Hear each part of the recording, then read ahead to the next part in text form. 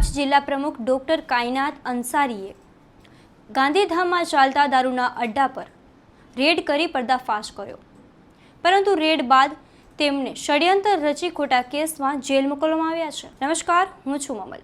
તે મુદ્દે ઈસુદાન ગઢવીએ ગાંધીધામમાં એસપીને રજૂઆત કરી છે. તો આવો સાંભળીએ શું કહી રહ્યા છે ઈસુદાન ગઢવી.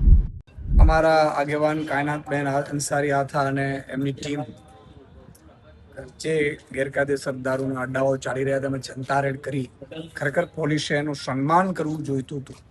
એના બદલે મને લાગે છે કે અડ્ડાઓ ઉપર રેડો પડતા ભાજપના નેતાઓ કે પોલીસોના હપ્તા બંધ થવાના ડર ઉપર અધિકારીઓ અથવા તો મિલીભગતના કારણે દલિત સમાજના એક મહિલાને ઊભી કરીને ખોટી એટ્રોસિટીની ફરિયાદ કરી અને એમને જેલમાં નખાવડાવ્યા છે, જેને લઈને હું આજે અહીંયા આવ્યો હતો.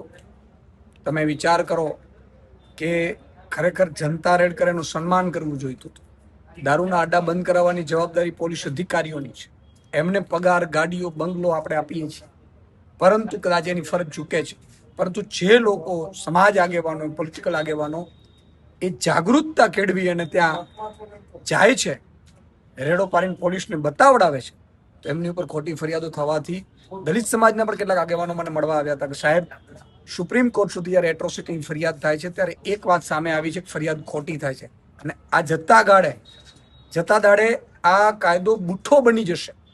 એટલે દલિત સમાજને પ્રોટેક્શન માટે ST/SC એક્ટ છે ને પ્રોટેક્શન માટે બનાવેલો કાયદો ભાજપના નેતાઓ અને કેટલાક મિલીભગતના અધિકારીઓ ખોટો દુરુપયોગ કરાવડાવે છે, એવું પણ અમને પ્રસ્થાપિત થયું. સાથે સાથે હું આજે જેલમાં પણ મળવા ગયેલો, પરંતુ જેલમાં પણ મને કાયનાતબેન અને આખી ટીમને મળવા નહોતા દેતા. એમણે ખબર નહીં ક્યાંથી મનાઈ આવી હશે, એટલે જેલમાં પણ મળવા નથી દીધું.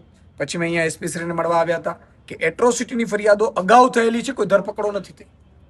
હમણાં જ એક ભાજપના આગેવાન, એમના દીકરા બ્રાહ્મણ સમાજ, એમને સુસાઇડ નોટ લખી મૃત્યુ પહેલા કે આ 18 વ્યક્તિઓ છે જે ગુનેગાર છે, એમાંથી ભાજપના 16 છે, એની કોઈ ધરપકડ નથી કરી. એટલે કાયદો અલગ અલગ છે પોલીસ માટે. એટલે મને લાગે છે કે ભાજપના હિસારે ચાલતો કાયદો છે ને કે આમ આદમી માટે છે. એટલે બહુ દુઃખદ છે. આજે SP શ્રીને પણ મેં રજૂઆત કરવા આવ્યા હતા, તો SP શ્રીનો હોવાથી DYSP શ્રીએ અમારી રજૂઆત સાંભળી છે. બીજું કે કાયનાતબેન અને આખી ટીમને વધારેમાં વધારે જેલ આવે એટલે આઈઓ હાજર નથી રહેતા. આઈઓને એવું શું કામ છે ભાઈ? એવી શું મિટિંગો આવી જાય છે? તમે કોઈ પ્રતિષ્ઠિત નાગરિકને સન્માન કરવાને બદલે જેલમાં નખાવી છે અને વધુ જેલમાં રહેવા ષડયંત્રો કરો છો. એટલે આ બધા મામલાઓ પર આજે મેં રજૂઆત કરી છે, અને સોમવારે અમે એવું કહ્યું છે કે સોમવારે આઈઓ હાજર રહે, નહીં તો પછી આઈઓ સામે પણ અમે કોર્ટમાં જશું અથવા લીગલનો ઓપિનિયન લેશું, એવી અમે વાતચીત કરી છે. નહીં બહાર એટલે ક્યાં મારે મળવાનો છે, તો બહાર એટલે થોડું ચાલે કે મારે તો મીટિંગ હતી મીટિંગ હતી સાહેબ. પૂછો ને ક્યારે આવે છે કે ઈશુદાનભાઈ આવ્યા છે મળવા માટે? ચાલુ મીટિંગમાં તો કેમ કહીશું? નહીં, ચાલુ મીટિંગમાં હશે તો કહેશે ને. રિસીવ નહીં થાય ને. તમારો પીએનો તો કરશે, પૂછો. ન થાય રિસીવ ફોન. મીટિંગ ચાલુ મીટિંગમાં થોડી ફોન રિસીવ થાય. ન થાય. ટ્રાય કરો ને, કઈ વાંધો નહીં. ત્યાં સુધી એવું તો મળી લો. DYSP સાહેબ છે અમારા. કોણ છે? રાજપુર સાહેબ મળીશું. બેઠા જ છે ત્યાં સુધી. પછી DYSP પાસે કઈ પાવર હશે નહીં. પાવર પેલા ST/SC ના આઈઓ છે, તેમને બીઝી બેઠે છે, હાજર થતા નથી કોર્ટમાં. તમે અહીંયા એમ નહીં, તમે વિચાર કરો, પેલા આપઘાત કર્યો છે, સુસાઇડ લખ્યું છે, 16 નામ હોય, પછી ધરપકડ નથી કરી, અને જે જનતા રેડ કરી છે, દારૂના અડ્ડા બંધ કરવાની કોની જવાબદારી છે? તમારી બધાની છે ને, SPની.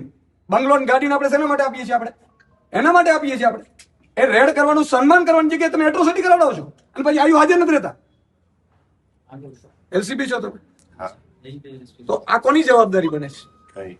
પોલીસની જવાબદારી છે. પોલીસ કાર્યવાહી કરે છે. શું કાર્યવાહી કરે છે? પોલીસે એમની એટલે આ રેડ પાડી, આપણી માની લો કે રેડ પાડી, પોલીસે તમામ કાર્યવાહી ઈશુદાનભાઈ એના વિરુદ્ધ કરી છે. નથી કરી સાહેબ, તો એમની 16 જણાએ મારી વાત સાંભળો. આ 2 કાયદા છે અત્યારે પોલીસમાં.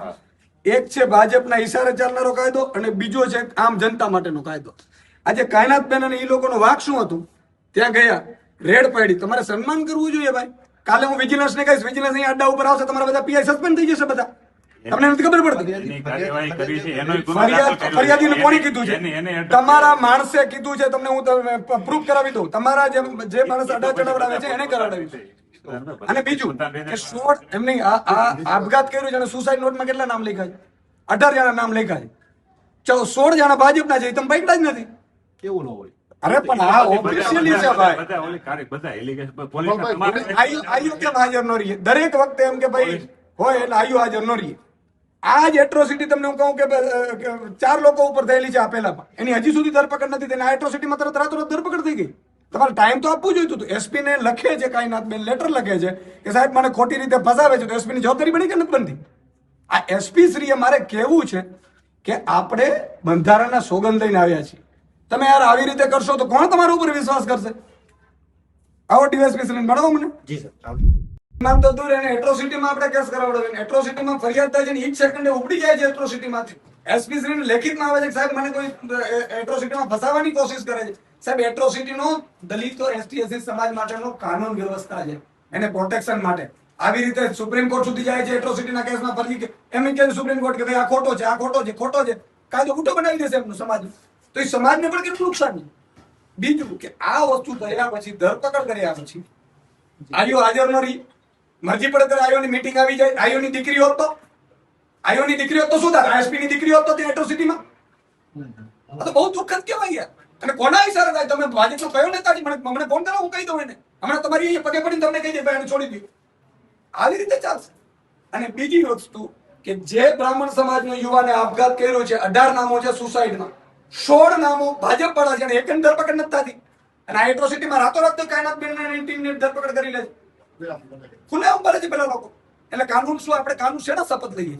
30 વર્ષની ભાજપની સરકાર હોય તો એનો મતલબ નથી કે આપણે કાર્યકર્તા બની જઈએ. મારે એસપી ને જ કેવું છે. તે દિવસે એસપી ને ફોન કર્યો છે કે ઈશુદાનભાઈ હમણાં 2 મિનિટમાં તમને જવાબ આપું, 2 મિનિટમાં જવાબ આપું. આ શું થઈ રહ્યું? શું 2 મિનિટમાં આપણે જવાબ આપીએ? એની ધરપકડ કરીને ખોટી ફરિયાદ કરી દીધી. અને આજે 11 વાગે થવાનો, જો 3 વાગે થવાનો, આયુ હાજર નથી થતો. ઈશુદાન ગઢવીની વાતથી તમે કેટલા સહેમત છો? કોમેન્ટ કરીને એમને જરૂરથી જણાવજો. અત્યાર માટે બસ આટલું જ. ધન્યવાદ.